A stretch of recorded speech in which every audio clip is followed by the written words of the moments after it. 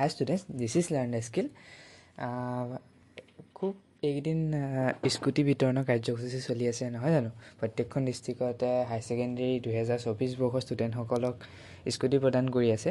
তেনে ক্ষেত্ৰত অহা বছৰ যি 25ত যিসকলে হাই ছেকেণ্ডেৰী দিব তেওঁলোকৰ বাবে এটা খবৰ আহি পৰিছে যে 80% ওপৰত পালেহে স্কুটি প্ৰদান কৰা হ'ব সো মই এটা পেপাৰ ক্লিপ লগাই দিছোঁ এই পেপাৰ ক্লিপৰ 4 নম্বৰ পইণ্টটো তোমালোকে লক্ষ্য কৰা অহা বছৰ উচ্চতৰ মাধ্যমিক পৰীক্ষাত কেৱল 80% বা অধিক পোৱা ছাত্ৰ ছাত্ৰী এই আঁচনিৰ অধীনত স্কুটি প্ৰদান কৰা হ'ব অৰ্থাৎ অহা বছৰকে 80% পালেহে বোথ বয়জ এণ্ড গাৰ্লছে স্কুটি পাব গতিকে ছাত্ৰ ছাত্ৰীসকলৰ মাজত খুব এটা বিভ্ৰান্তি সৃষ্টি হৈছে যে 75 দুইটাকে কৰা কথা আছিলে 80 কিয় কৰিলে সো এতিয়া চৰকাৰে কৰি দিলে হেতুৰ ওপৰত আমি একো কৰিবও নোৱাৰো কিন্তু এটা কথা চাবা যোৱা বছৰ যেতিয়া 2023 বৰ্ষৰ ছাত্ৰ ছাত্ৰীসকলক প্ৰদান কৰা হৈছিল স্কুটি তেতিয়াও কোৱা হৈছিল যে 2024 বৰ্ষত both boys and girls-ক 75% দিয়া যাব কিন্তু 2024 ৰ ৰিজাল্ট দিয়াৰ পিছত শিক্ষামন্ত্ৰীয়ে ঘোষণা কৰিলে যে যেহেতু আমাৰ বিলখন পাছ হোৱা নাই গতিকে এই বছৰ আমি গাৰ্লছক অনলি ফাৰ্ষ্ট ডিভিজন আৰু বয়ছক 75ত আমি স্কুটি প্ৰদান কৰিম গতিকে আগৰ নিয়মমতে চলি আহিলে গতিকে তোমালোকেও ইমান পেনিক নহবা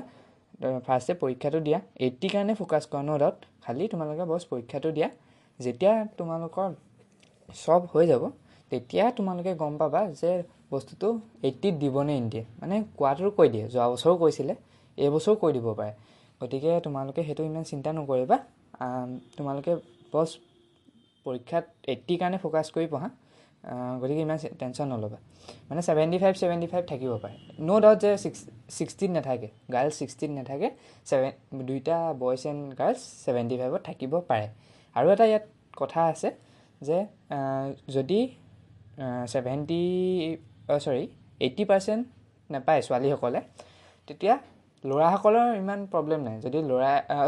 ছোৱালীসকলৰ ইমান প্ৰবলেম নাই যদি ল'ৰাই 80% নাপায় তেনেহ'লে ল'ৰা বহুত লোকচান হৈ যাব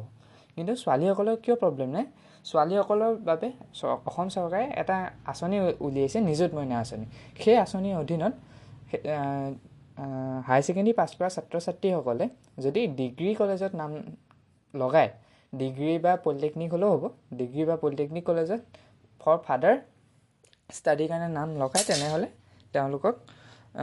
প্ৰতি মাহে 1250 টকা নে কিবা এটাকে প্ৰদান কৰা যাব সেই 1250 টকাকে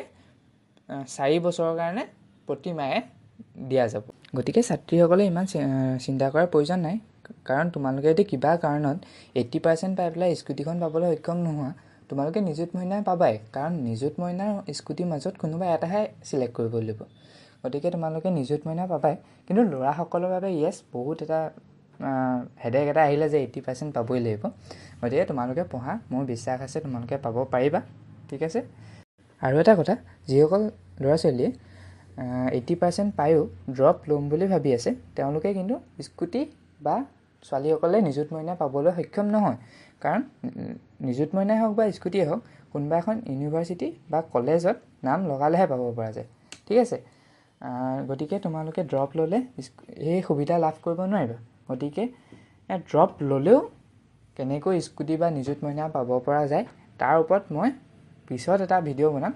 তোমালোকৰ যেতিয়া ৰিজাল্ট দি শেষ হ'ব তেতিয়া মই ভিডিঅ' বনাই দিম গতিকে তেতিয়ালৈকে চেনেলটোত এক্টিভ থাকিবা ঠিক আছে আজিলৈ ইমানে আছিলে thank you so' much stay tune